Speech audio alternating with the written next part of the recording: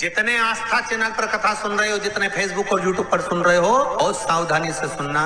तो जिनकी यहाँ संपदा की कमी होती है, वैभव की कमी होती है, लक्ष्मी की कमी होती है, प्रतिष्ठा की कमी होती है, धन की कमी होती है, उसके लिए महाराज शनिवार के दिन अगर शिव की आराधना करी जाए, शनिवार के दिन अगर शंकर को जल चढ़ाया जाए, तो जिंदगी में व्यक्ति की। बहुत ध्यान से सुनना, ये प्रसंग आया नहीं पहले। आज अगर कुबेरेश्वर बाबा की पावन धरा पर यह प्रसंग निकला है तो उसको ध्यान से सुनिए। श्राद्ध पक्ष में किसी भी दिन आपसे निवेदन है, जिंदगी में प्रयास करना, जब जब कहीं ऐसा तुम्हें महसूस होने लगे, जब जब तुम्हें ऐसा लगने लगे, ऐसा लगे आपको कि जीवन में संपदा की, वैभव की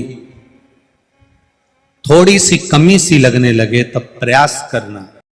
जिस घर में रुपया आ रहा है, जा रहा है, 1 रुपए कमा रहे हो, 100 रुपए खर्च हो रहा है, घर में पैसा नहीं दिख रहा, तो महाराज शिव महापुराण की कथा कहती है, काले कलर की तिल को लेकर उसके साथ में थोड़ा सा चावल, तीनों को एक कटोरी में रख लो, तीनों को दरवाजे के नजदीक में। जब दरवाजे से अपन बाहर निकलते हैं तो उल्टे भाग में उसको रख दिया जाए। घर से 1 लोटा पानी जिसमें कच्चा दूध मिला हो, वो कटोरी शनिवार के दिन रखकर, रविवार को उठाकर ले जाकर कलश नीचे रखकर, सीधे हाथ में कटोरी रखकर शंकर जी को समर्पित कर दो। वही तिल्ली, वही चावल का भात, वही जौ, जो आप चावल का धान बोलेंगे, धान, उसको लेकर दोनों भाग पर समर्पित कर दो। आते समय वो दोनों भाग पर चढ़ी हुई तीनों चीजें उठाकर लेकर आ जाइए। दुकान में, व्यापार में, व्यवसाय वाली जगह पर उसको रख दीजिए। कभी जिंदगी में संपदा, धन भी नहीं है, पैसा भी नहीं है, बहुत दरिद्रता का जीवन है, बहुत दुखी जीवन। तब रोटी हो तो रोटी, पूड़ी हो तो पूड़ी, पराठा हो तो पराठा, जो तुम बनाए हो उसमें थोड़ा सा मात्रा दूध चावल की या खीर की, थोड़ी सी मात्रा गुड़ की, और वृषकपि या विषकपि अवतार का नाम लेकर अपने दरवाजे के बाहर खड़े होकर जो गौ माता को श्राद्ध पक्ष में किसी भी दिन ये भोजन वृषकपि का नाम लेकर दे देते हैं, उसके घर में कभी संपदा की कमी नहीं आती, धन की कमी नहीं आती। श्राद्ध पक्ष का ये स्वरूप है विषकपि अवतार। कुछ नहीं तो घर के दरवाजे पर थोड़ा पानी छींटना। तुम ये तो नियम बना सकती है ना कि मैं घर में से पानी लूंगी, मटके में से, परिंदे में से, और घर के बाहर छींटूंगी। क्या होता है मटके का पानी बाहर छींटने से, परिंदे का पानी बाहर छींटने से?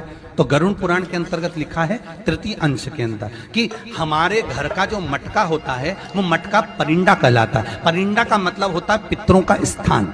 हम उसमें से जब पानी लेकर घर के दरवाजे पर छींटते हैं तो हमारे द्वार पर जितने भी पितर रात्रि भर में आकर भोजन की याचना करते हैं, उस जल से उनकी तृप्ति हो जाती है। तो हमारे पूर्वजों को श्राद्ध पक्ष में पानी देने की भी जरूरत नहीं पड़ती, पिंड देने की भी जरूरत नहीं पड़ती, वो उससे तृप्त हो जाते हैं मात्र जल का सींचन करने से, मात्र जल का सींचन कर देने से। कोई दुकान, कोई धंधा पानी नहीं चल रहा, बहुत कष्ट में हो, बहुत तकलीफ में हो, तो महाराज 108 चावल के दानों को केसर में भिगोकर, केसर के पानी में केसरिया कर पकाना नहीं है, पकाना नहीं, उसको कच्चा चावल केसर में भिगोकर 108 दाने शंकर को मध्य रात्रि में, शिवरात्रि के दिन, सूर्यास्त के बाद, रात के 12 बजे से पहले कभी भी शंकर को चढ़ा दो, समर्पित कर दो।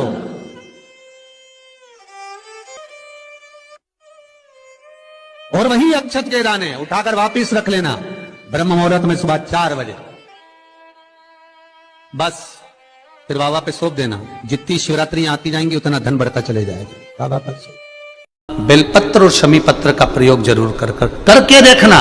प्रैक्टिकल करने में कुछ नहीं जाता, प्रैक्टिकल करने में क्या जाता है, करके देखना। शमी पत्र, बेलपत्र का एक बार जीवन में प्रैक्टिकल कर देखना, प्रैक्टिकल करना। जैसे आपको कहा कि आपका विश्वास अगर पक्का है, भरोसा अगर दृढ़ है, और शंकर के प्रति अगर आपका विश्वास पक्का है, धन भी नहीं है, पैसा भी नहीं है, बहुत दरिद्रता का जीवन है, बहुत दुखी जीवन, तब प्रयास करिएगा कि कहीं नहीं जाना। एक शमी का पुष्प आस्था चैनल पर आप लोग दर्शन कर रहे होंगे, नीले कलर का। एक सुबेरे कोई पत्रकार बंधु भी हमको ला कर दिए हैं शमी का पुष्प। टीवी पर आपको आस्था वाले दिखा रहे होंगे, उसको अच्छे से देख लेना। ये तो हमारे हाथ में कोई एक पत्रकार बंधु ने ला कर दिया था शमी का पुष्प, ये कलर का देखिए। हाँ, आप ही लाए थे उसको, साधुवाद था आपको। तो ये शमी का पुष्प है। भूल से भी